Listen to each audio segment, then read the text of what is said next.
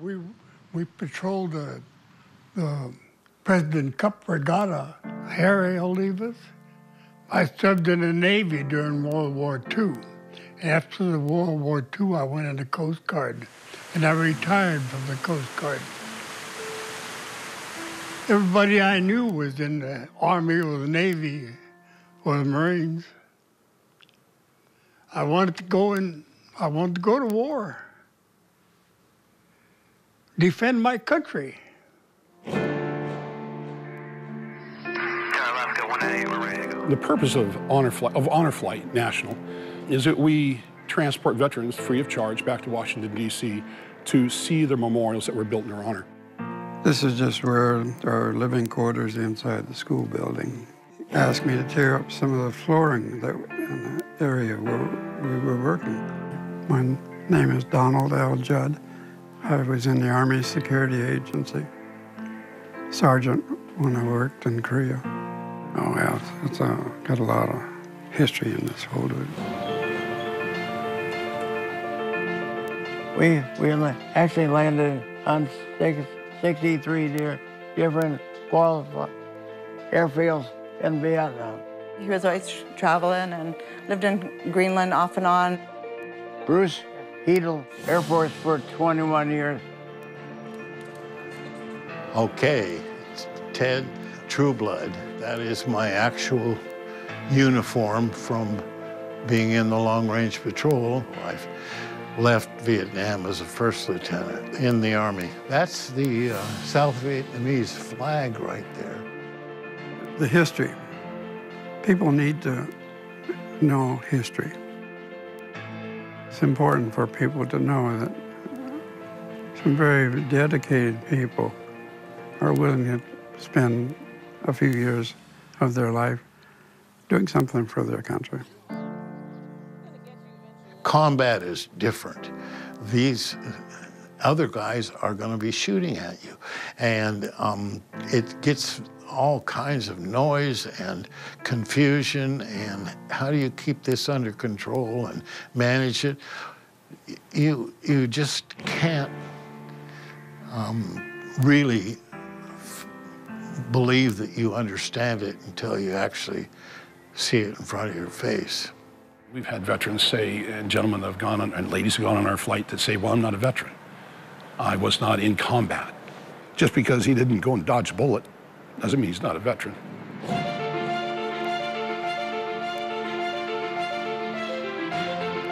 I stepped up and I said, hey, I'm going to give you guys 4 years.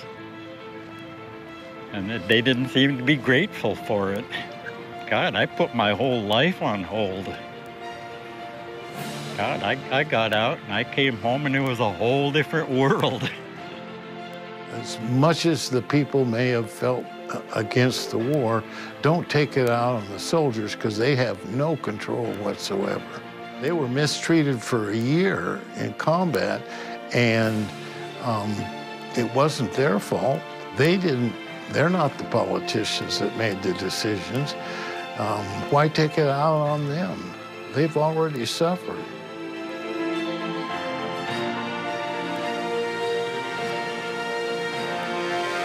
The door's closed. And the door's been closed for a long time. I'm trying to say that we're opening that door back up a little bit and letting some of the emotion out to know that we appreciate what they did. I always thought I did the right thing when I was in the service. I don't think I hurt anybody. But it took me a while to even admit that I had been served. I just kind of said, oh, I've been gone. Don't worry about it. If I had to do it all over again, I would do it at the drop of a hat. To experience honor flight and experience watching the change that happens, the real change that happens with our veterans from something so simple as just taking them to a memorial. One of the reasons I'm going is to kind of closure.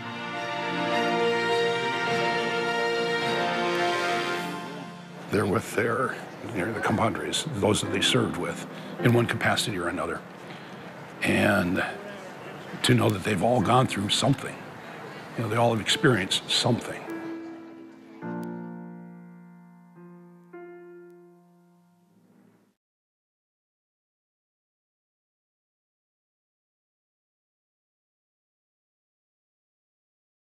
One, two, three. You're a grand old flag. Good morning. This program started as just taking veterans back to see their memorials. That's all it was. And it has evolved into something that's absolutely incredible. There's the healing that goes on that no one expected would happen. It's hard to believe that we made it 10 years. Registration starts at 7. They are there at 5:30 in the morning. They are ready to go. It's highly worthwhile to give us a chance to see these memorials. These are some of the things that we experienced. I could have died several times over there. I often wonder why me. Why didn't I escape from Vietnam alive? Many of our veterans are carrying some pretty serious burdens. There's some intrepidation about what's going to happen. They're not exactly sure how that's going to surface and how that's going to result. So we're going to have Brian take a couple photos, and we'll get started here in a minute. We do a group photo, so everybody, at the end, we talk about what's going to happen here in the next little bit. We get their luggage checked. We go through TSA as a group. We have some very special guests flying with us today, taking part of the last Frontier Honor Flight. I thank every veteran, every military serviceman, because they are never thanked enough. Denise Snow usually comes out and she sings. And it is absolutely amazing. She's got a gorgeous voice. We have passengers, because it's an active airport, they'll come by and they'll stop. And they'll actually take and join in with the singing.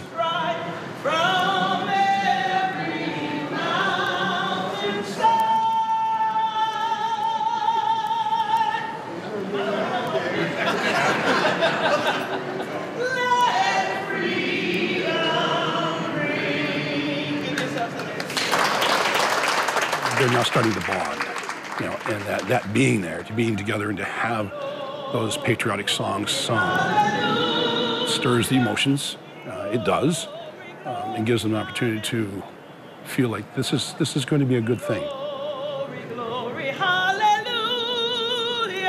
His truth is marching on. One more time, I'll march for you guys. Glory. One of the things that helps is we board first, and sometimes it's because we take a little longer to get on the aircraft, and that makes them feel that we are special. Well, you are. Traveling with us are veterans from World War II, the Korean War, the Vietnam War, traveling to Washington, D.C. to view the memorials. I'm thinking, if I'm going to go, I better go. My birthday is on Veterans Day, November 11th. I'll be 79. That's old. Land report down and clear.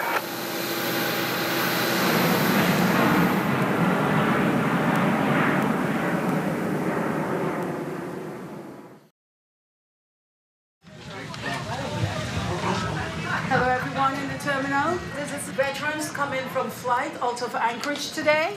We have 1 World War II veteran, 4 Korean veterans, and 16 Vietnam veterans. Please give them a hand and welcome them to DCA.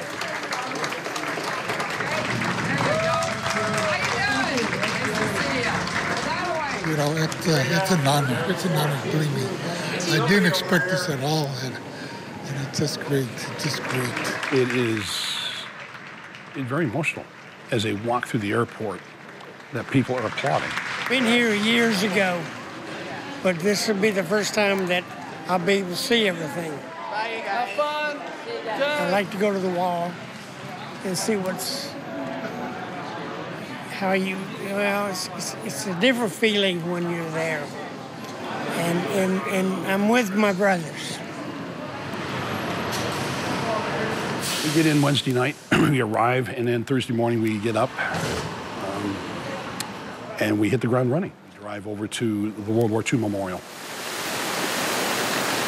think one of the nice things about this trip is meeting people that were serving the same time I was, but never got an opportunity to know them, and that the varied service people that from the different areas, Air Force, Army, Marines.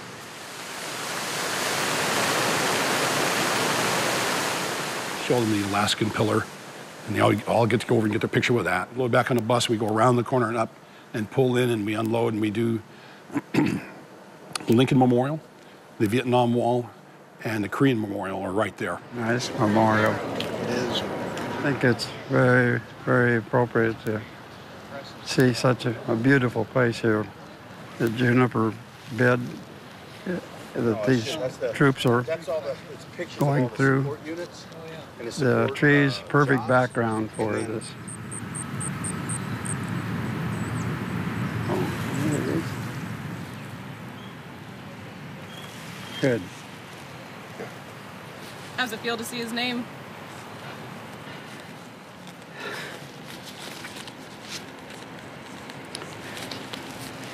Sort of overwhelming.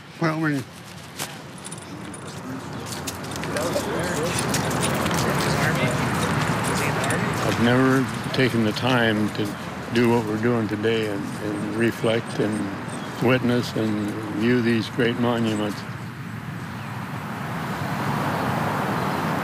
Bruce Wilson. His mother was shaken heavily when she got the message. And then the other side of the coin is, what can you do to alleviate and help? And I was in Alaska for a good share of the time that I thought about him. And I don't even remember his mother's name, unfortunately.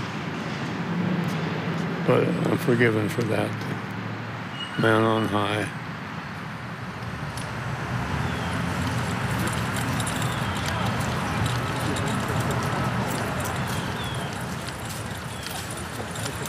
Found my way over to panel 38E, row 60, and found a high school classmate's name.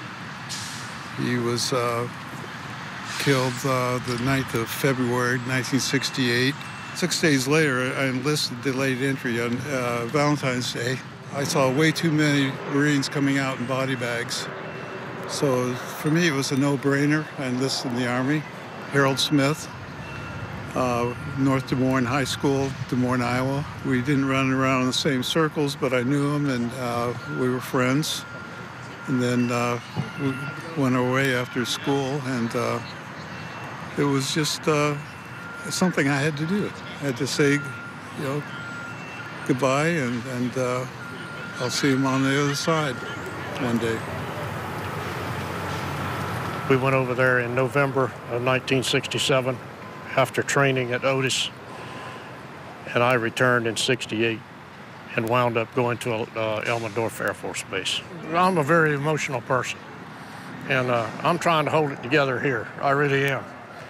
I actually was spat on, I really was, in uniform, and there was not a lot of people saying thank you for your service as there are today. I get more of it today than I ever thought I would. I really did. And it hurts me that we have to go through stuff like this, any war. And it's bad. But like I said, I'd do it all over again in a heartbeat. Well, not alone. Yeah, everybody's been here. They've been someplace in it, and they've done something somewhere. It took me a while to even come on this trip. My cousin was in the jungles getting shot at and that, and I was out in the ocean. So I didn't feel like I should be there.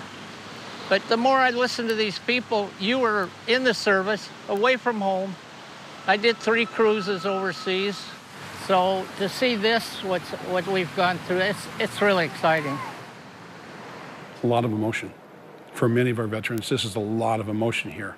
Emotions at the wall and other places throughout become they're right at the surface.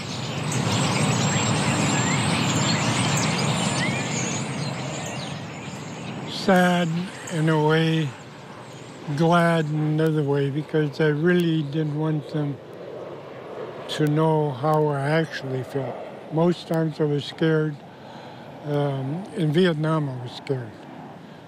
But the motors coming closer and closer, or the shells coming closer and closer. We save Arlington for the end of the day. The service has been given over decades is remembered.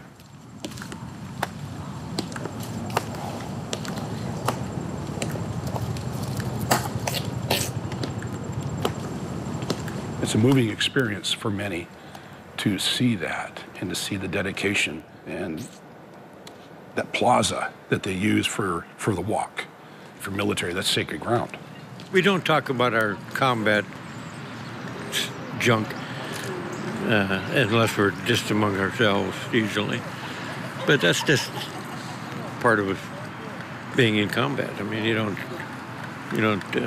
broadcast that kind of stuff and talk about it much.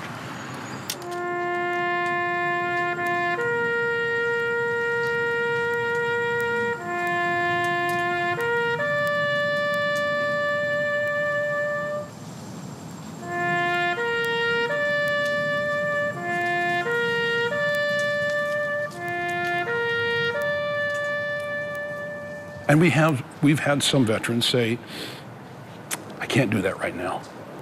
You know, I can't go there yet. And that's okay. That is okay.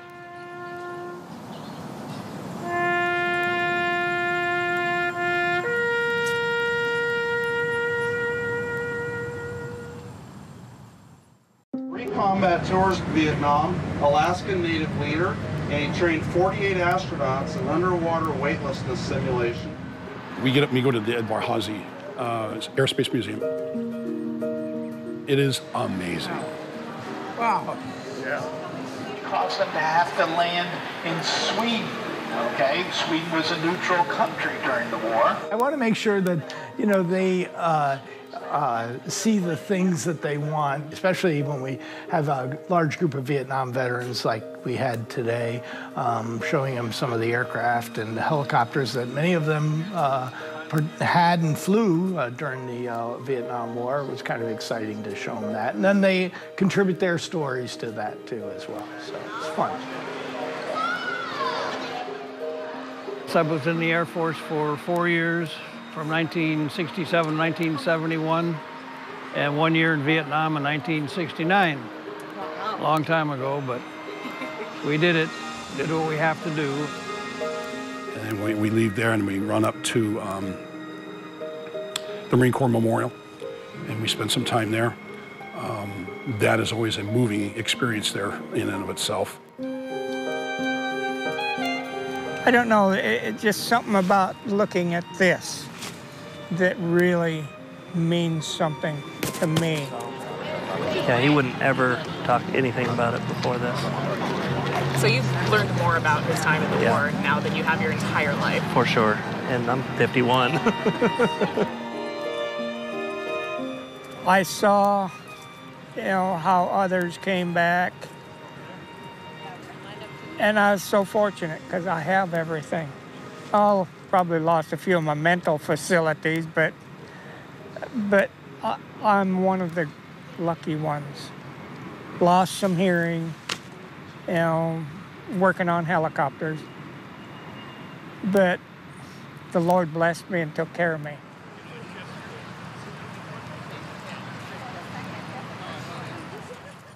Everybody says, we want more time, we want more time. We have a schedule we got to keep, and we try to lengthen out as much as we can. Why is it special today? Because this is the 10th anniversary of the Alaska Airlines Honor Program, and we have the privilege today of flying some veterans back to Alaska. On board with us. And all the veterans throughout the flight, as we're coming home, say, Thank you, thank you. This has been so amazing. Thank you. So it's not over yet. We have a privilege today of doing that. Thank you so much for being on board with us.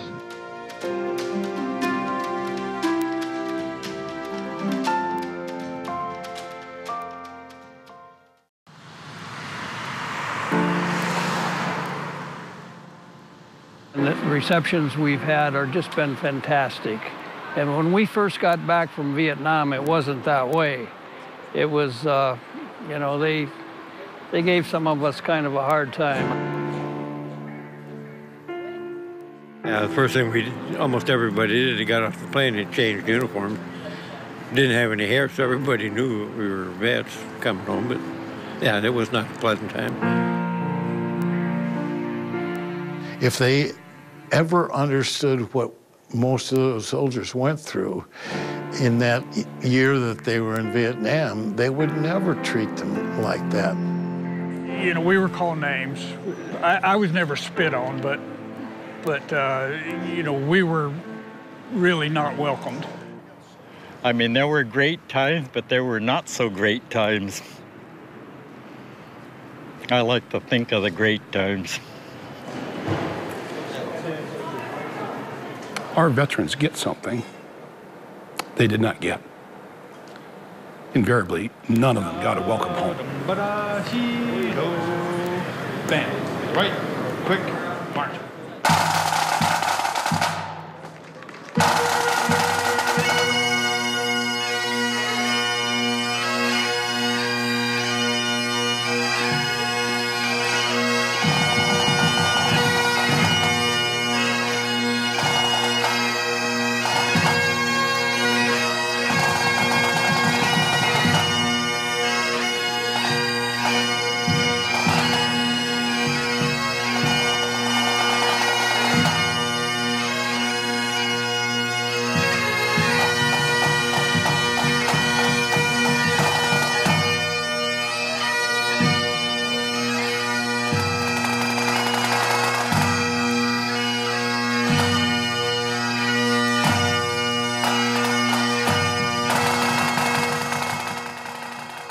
So as they're coming off that aircraft, go around the corner.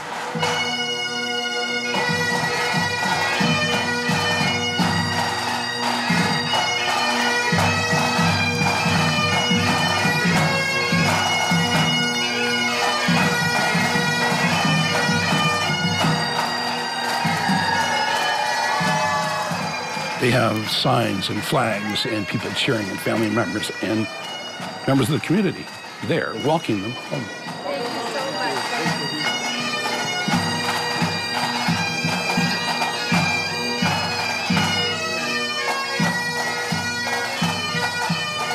Most of them came home and got off the airplane and went to work. Nobody said a word. No one said thank you. And there's a big one right there. Thank you much for being here. I've known folks that have been on the honor flights previously, but no one mentioned this. You know, this was cool. It felt good. All of those children, you know, shaking them little hands one after another. Oh, gosh. Heart melting. Just, oh, it felt so good. Going through all these things through the airport and the people coming over and thanking us has made me proud to be a vet again. It has made me proud. I've just been blessed the whole time I've been in Alaska. It's a wonderful state. I appreciate it. Thank you. They're a changed person for the better. They're healed. We just took them to D.C. That's all we did.